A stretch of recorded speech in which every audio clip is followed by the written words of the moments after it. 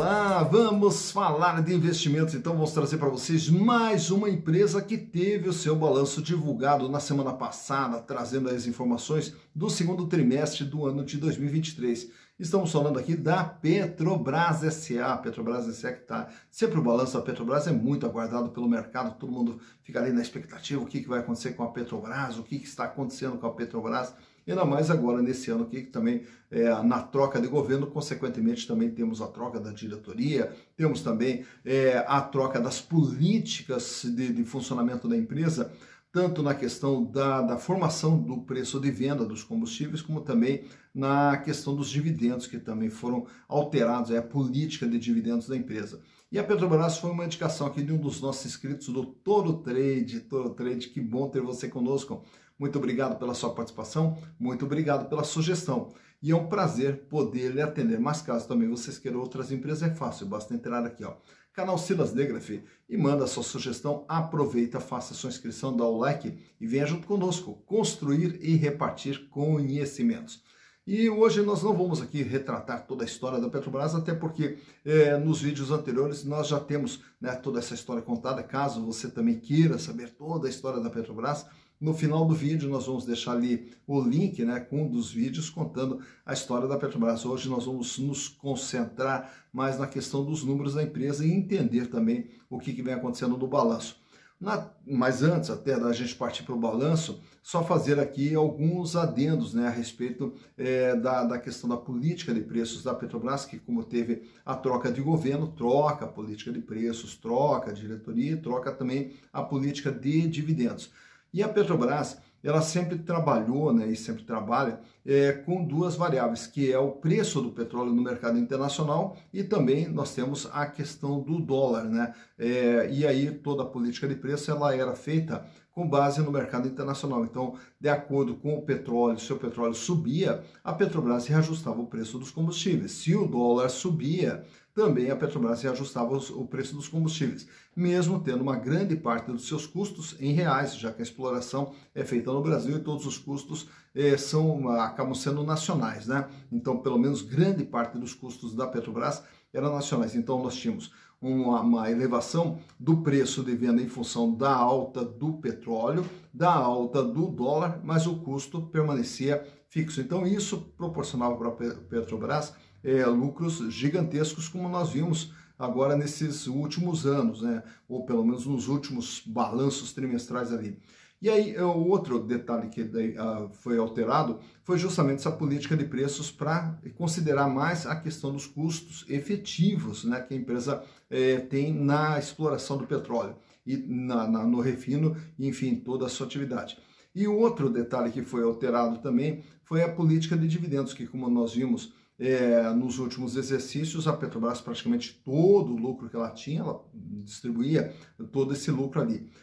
Claro que toda essa distribuição é feita ali através da Assembleia e nós temos ali o governo federal como maior acionista da empresa, então, consequentemente, era a vontade do governo federal, do acionista controlador, que prevalecia nessa situação. E agora nós tivemos uma alteração e uma redução na questão dos dividendos da Petrobras. Se antes esse dividendo ele era limitado a 60% da geração de fluxo de caixa pelo fluxo de caixa livre, agora vai ser com base em 40%. E aí, consequentemente, a expectativa é que fique mais dinheiro para a Petrobras, para ela poder fazer novos investimentos, para ela poder continuar crescendo. Então, tivemos essas alterações. Mas para que possamos entender como que está a situação da Petrobras, trouxe para vocês aqui os balanços de 2019, 2020, 2021, 2022 e também do primeiro semestre de 2023. E através dos números vamos entender como que está a situação da Petrobras S.A. Então, vamos aos números. Bem, aqui estamos então com as demonstrações contábeis da Petrobras S.A. referentes a 2019, 2020, 2021, 2022 e agora, dia 30 de junho de 2023, e através dos números vamos entender tudo o que vem acontecendo com a companhia.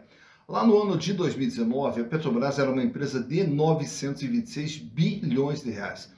E claro que grande parte desse valor aqui ele está dentro do ativo imobilizado, praticamente 70% do patrimônio da empresa é ativo imobilizado, que é toda a estrutura de funcionamento da empresa, suas refinarias, as suas sondas, todos os seus campos de exploração de petróleo, enfim, toda a estrutura física de funcionamento da empresa.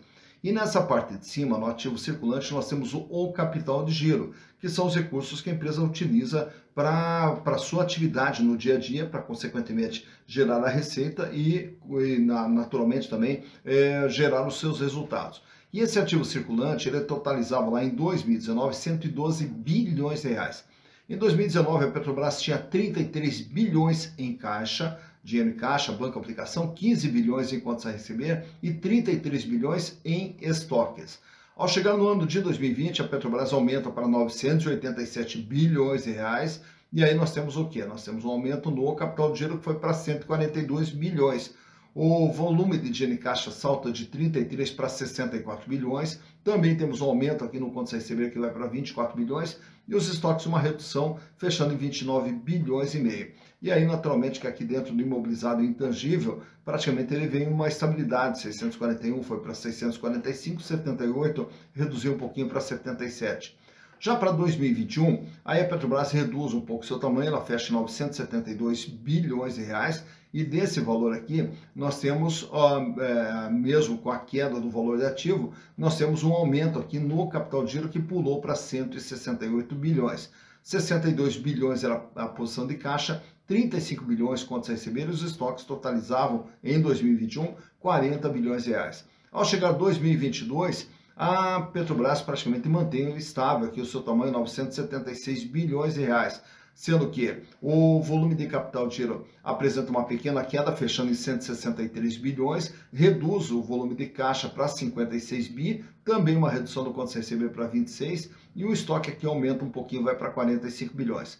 Ao chegar agora em junho de 2023, 990 bilhões é o tamanho da Petrobras. E desse valor aqui, o capital de giro reduziu para 136 bi. Apesar de uma pequena elevação no volume de caixa, que foi para 60, nós temos aqui a diminuição do contas a receber para 21 e a diminuição dos estoques para 39 bi. Portanto, vemos aqui que de 2019 para 2020 a Petrobras aumenta o seu tamanho e desde então ela vem praticamente estável. Cai para 972, 976, 990, ela vem numa estabilidade. E naturalmente que essa estabilidade, ela se deve ao quê? Justamente todo o volume de lucro gerado pela empresa, ele acabou sendo distribuído, como daqui a pouquinho a gente vai ver num quadro anexo aqui. Vamos falar um pouco do endividamento da Petrobras, que ele é medido aqui no passivo circulante, dívidas de curto prazo, passivo não circulante, dívidas de longo prazo, e o total da dívida, que lá em 2019 era de 626 bilhões. Apesar do número assustador, o peso da dívida era de 67,7%, quer dizer, de tudo que a Petrobras tinha, ela devia 67,7%. Já no ano de 2020, a dívida vai para 676 bilhões, com 68,5% o peso da dívida.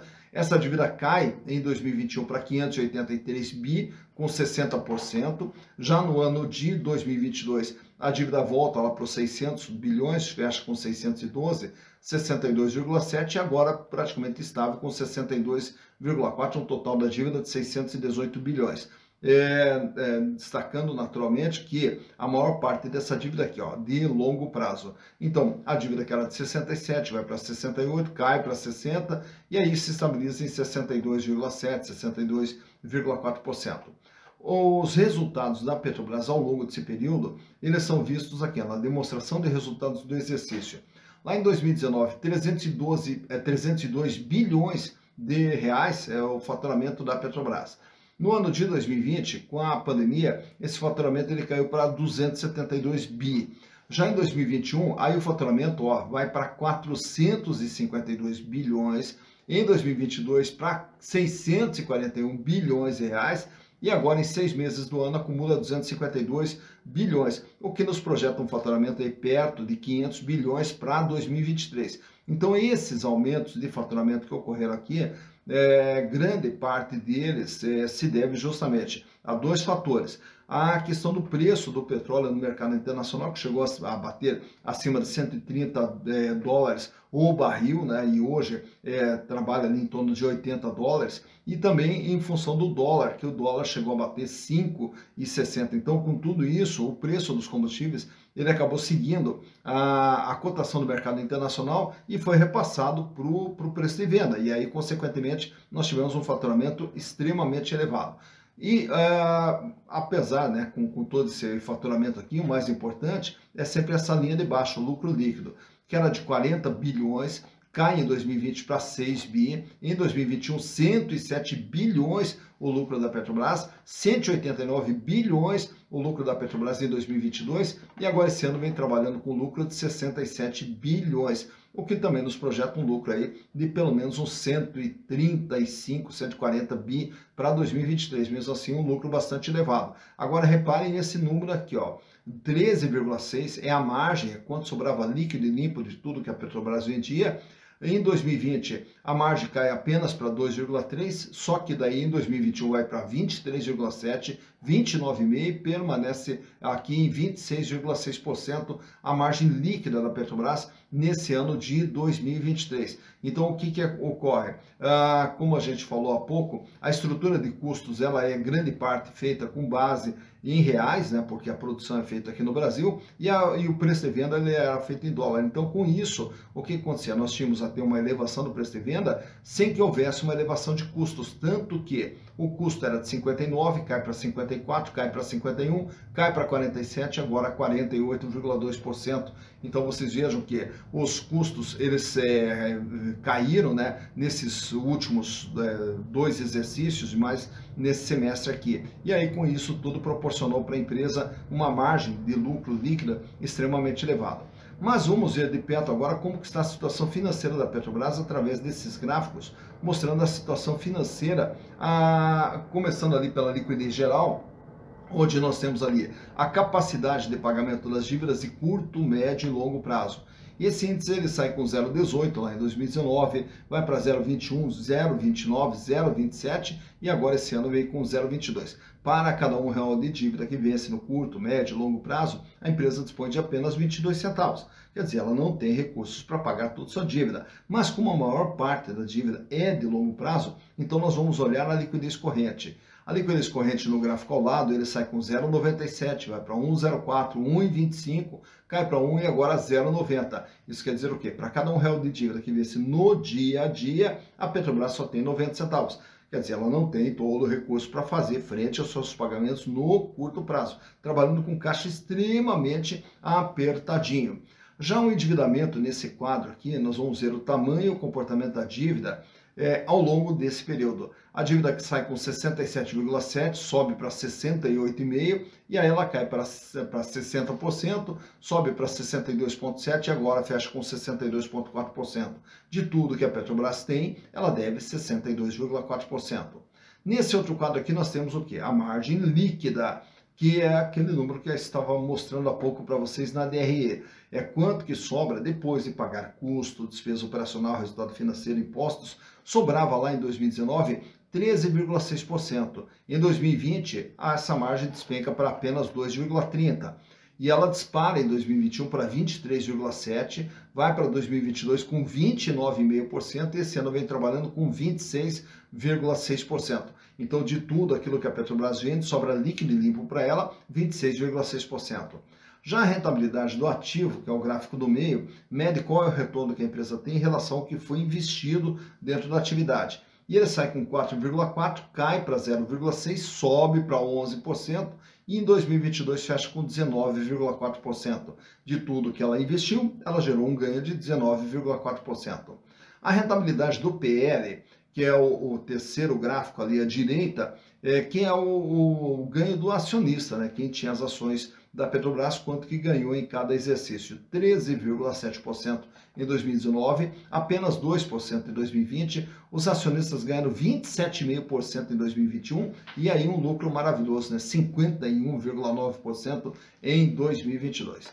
E ao falarmos de acionistas, nesse quadro aqui eu trago para vocês alguns indicadores relacionados às ações da Petrobras. Quanto que vale uma ação da Petrobras em relação ao seu patrimônio? O valor efetivo da empresa, R$ 30,82. Porém, hoje, para você comprar uma ação da Petrobras, você vai pagar R$ 30. Então, veja que o valor ali de mercado está praticamente coladinho no valor patrimonial. O que nos dá um PVP de 0,97, mostrando que na venda de uma ação da Petrobras há um deságio de 3%. Lucro por ação nos últimos 12 meses, R$ 13,95, o que dá aos acionistas um ganho de 46,5%. Já o dividendos por ação, R$15,03 é o que foi distribuído agora nesse ano de 2022. Então, para cada ação, a Petrobras acabou distribuindo R$15,03 a título de dividendos. Esses dividendos, daqui a pouquinho eu já vou mostrar um outro quadro para vocês, onde vocês vão poder verificar o tal do payout, né, que é quanto do lucro que a empresa vem distribuindo. Relação preço/lucro 2,15, isso quer dizer o quê? Um pouquinho mais de 2 anos para você ter o retorno dos seus investimentos através dos lucros gerados pela empresa, o que diz que o valor da empresa é extremamente baixo. Em 2 anos você recupera o seu investimento. Free float, 71,3% das ações preferenciais estão circulando livremente no mercado, fora da mão dos controladores. E das ações ordinárias, 44,1%, destacando que o acionista controlador é a União Federal, com 50,25% das ações. Tag along de 100%, quer dizer que se a Petrobras fosse vendida, seria garantido para os acionistas minoritários o mesmo tratamento que fosse dado para os majoritários. O quadro que eu queria mostrar para vocês é exatamente esse aqui, ó, né, extraído até lá do Status Invest, mostrando que lá no ano de 2019, a Petrobras distribuiu 26% do seu lucro a título de dividendos. Já em 2020, essa distribuição ela passou de 100%, foi de 144%. Em 2021, 94% do lucro foi distribuído. Em 2022, 152% do lucro foi distribuído. E aí você vai me questionar, mas como distribui mais do que a empresa tem? É que você distribui, inclusive, os lucros que estavam acumulados em exercícios anteriores. E agora, esse ano de 2023, ele vem se mantendo acima de 100%. Quer dizer, ao longo desses últimos anos, praticamente todo o lucro gerado pela Petrobras foi distribuído. Então, praticamente não ficou nada ali para a empresa fazer novos investimentos ou até mesmo para redução de dívida.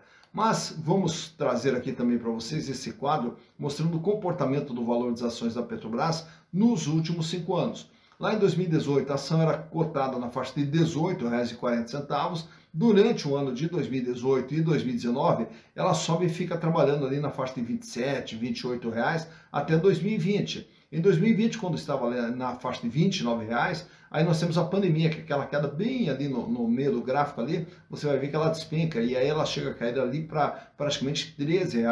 Passou o efeito inicial da pandemia, as ações começaram todo o processo de recuperação. Tanto que em 2021 já estava ali acima de R$ 29. E aí durante 2021, 2022 ela sobe mais ainda e ela tem o seu pico, ela tem o seu valor maior agora no finalzinho de 2022, quando ela chega a bater até em R$ 37. E aí, quando ela estava no seu melhor momento, aí as ações despencaram, né? E aí voltaram ali para a faixa de R$ 23, R$ 24, e agora vem tentando ali uma reação, né? Tanto é que fecha nesse último dia 4 de agosto, quando da gravação desse vídeo, com o valor da ação a R$ 30. Então, por aqui você vê quando que as ações tiveram seu maior valor, quando que elas tiveram seu menor valor e como que vem se comportando o valor das ações da Petrobras S.A.